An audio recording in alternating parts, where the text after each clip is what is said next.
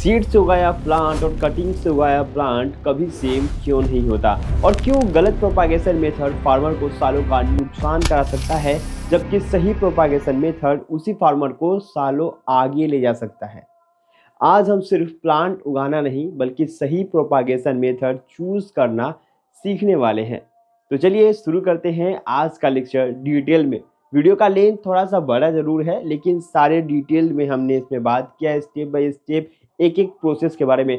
तो वीडियो को बिना स्किप किए हुए जरूर देखें। पहले जानते हैं प्लांट प्रोपागेशन का मतलब होता है क्या।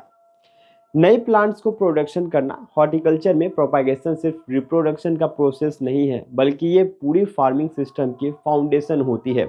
अगर प्रोपागेशन गलत हो तो ऑर्चार्ड फेल हो जाता है, नर्सरी बंद हो जाती है एंड फार्मर को डायरेक्ट लॉस हो जाता है। सिंपल और इजी डेफिनेशन में बोले तो plant propagation is the art and science of multiplying plants. इसका मेन एम होता है healthy, vigorous, true to type economically profitable plants तैयार करना। इंडिया जैसे देश में जहां fruits, orchard, floriculture, nursery industry और aromatic plant cultivation rapidly grow कर रही है, वहां प्रोपागेशन का रोल और भी ज़्यादा इम्पोर्टेंट हो जाता है। हॉर्टिकल्चर में प्लांट प्रोपागेशन दो मेजर कैटेगरी में डिवाइड किए जाते हैं। पहला है सेक्सुअल प्रोपागेशन और दूसरा है एसेक्सुअल प्रोपागेशन, जिसे हम वेजिटेटिव प्रोपागेशन के नाम से भी जानते हैं।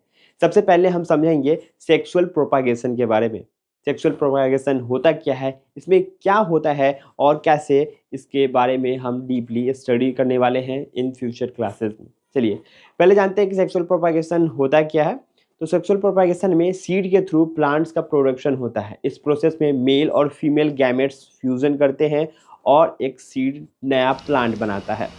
इंडिया में बहुत सारे क्रॉप सीड्स प्रोपागेट करते हैं, जैसे कि papaya, tomato, brinjal, marigold, onion.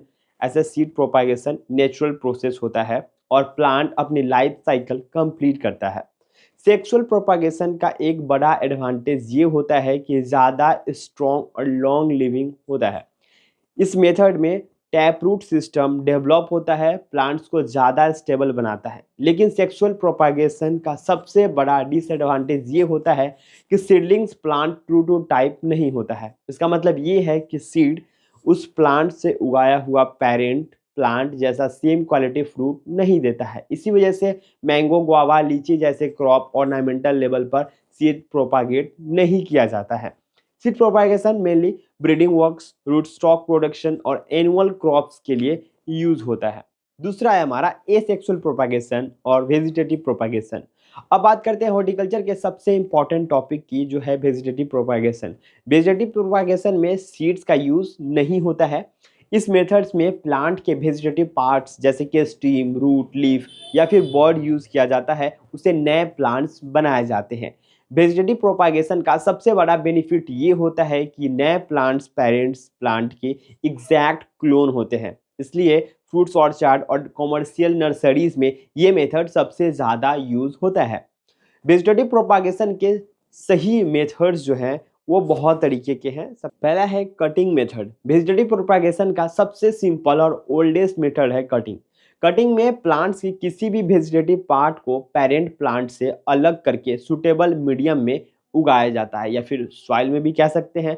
Cutting mainly तीन टाइप्स के होते हैं। पहला है स्टीम कटिंग, जिसमें कॉमन एग्जांपल है हमारा रोज, बोगनविलिया और ग्रेप्स। दूसरा हमारा है रूट कटिंग, जिसका एग्जांपल है ब्लैकबेरी। और तीसरा हमारा लीफ कटिंग, जिसका एग्जांपल है बोगिनिया। ठीक है। कटिंग मेथड सस्ता होता है, इजी होता है और नर्सरी लेवल पर फास्ट मल्टीप्लिकेशन के लिए यूज किया जाता है।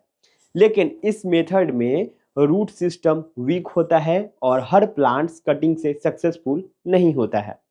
इसके बाद हमारा आता है लेयरिंग मेथड। कटिंग के बाद आती है लेयरिंग की बारी। लेयरिंग में ब्रांचेस को पेरेंट प्लांट से अटैच किया जाता है और रूट डेवलप होती है। उसके बाद वहाँ से कट करके हम डायरेक्ट सॉइल में लगा देते हैं। लेयरिंग के इंपॉर्टेंट टाइप्स होते हैं, जैसे कि सिंपल लेयरिंग का एग्जांपल है जैस्मीन, जिसमें लो ब्रांचेस को सॉइल के अंदर दबाया जाता है। टिप लेयरिंग का एग्जांपल है ब्लैकबेरी, जिसे ब्रांचेस को टिप सॉइल के अंदर दबाया जाता है। उसके बाद आता है सर्पेंटाइन लेयरिंग, इसका एग्जांपल है ग्रैप, क्लाइंबर प्लांट्स होते हैं और इसको कट किया जाता है। माउंट लेयरिंग एग्जाम्पल है एप्पल, जिसमें रूट स्टॉक है उसको सॉइल के अंदर चढ़ाया जाता है। सबसे इम्पॉर्टेंट एग्जाम्पल जो है फेवरेट एयर लेयरिंग होता है। एयर लेयरिंग बेस्ट एग्जाम्पल है गुआवा, लीची, पोमीग्रेनेट और हमारा मैंगो का। इसमें हमारे बार्क को रिमूव किया जाता है और वहाँ पे स्पॉन्जीज लगा करके, सॉइल लगा करके कवर किया जाता है, हल्का सा मॉइस्चर दिया जाता है, देन ये ग्रो करते हैं। अगला हमारा मेथड है ग्राफ्टिंग का। अब बात करते हैं ग्राफ्टिंग का। ग्राफ्टिंग जो है कॉमर्शियल मेथड में यूज़ किया जाता है। ग्राफ्टिंग को दो अलग अलग प्लांट्स पार्ट्स जोड़ने होते हैं। एक होता है रूट स्टॉक, दूसरा होता है सॉन। साइन जो होता है वो ऊपर वाला होता है, नीचे वाला पार्ट को कहते हैं रूट स्टॉक, जिसमें रूट होते हैं, ऊपर जिसमें ब्रांचेज होते हैं, टिप होते हैं, वो होता है सैन। तो ये अलग अलग जो है वो पार्ट्स को जोड़ा जाता है। इसके बाद आता है हमारा विनियर ग्राफ्टिंग। विनियर ग्राफ्टिंग में हम कैस्यू में करते हैं। विनियर ग्राफ्टिंग का एक अलग मेथड है। हम एक स्टीम हम ले लेते हैं, जो हमारा वेल डेवलप्ड होता है, उस पर चिप बनाते हैं, उसके बाद विनियर टाइप का शेप देते हैं। उसके बाद आता है टी बडिंग। टी बडिंग जो है बडिंग मेनली सिट्रस या फिर पैच बडिंग भी कह सकते हैं, रबर प्लांट्स में यूज़ होता है। रिंग बडिंग जो है पीच में यूज़ होता है। और बडिंग जो है वो इकोनॉमिकली होता है, तो नर्सरी में फास्ट मल्टीप्लिकेशन के लिए यूज़ किया जाता है।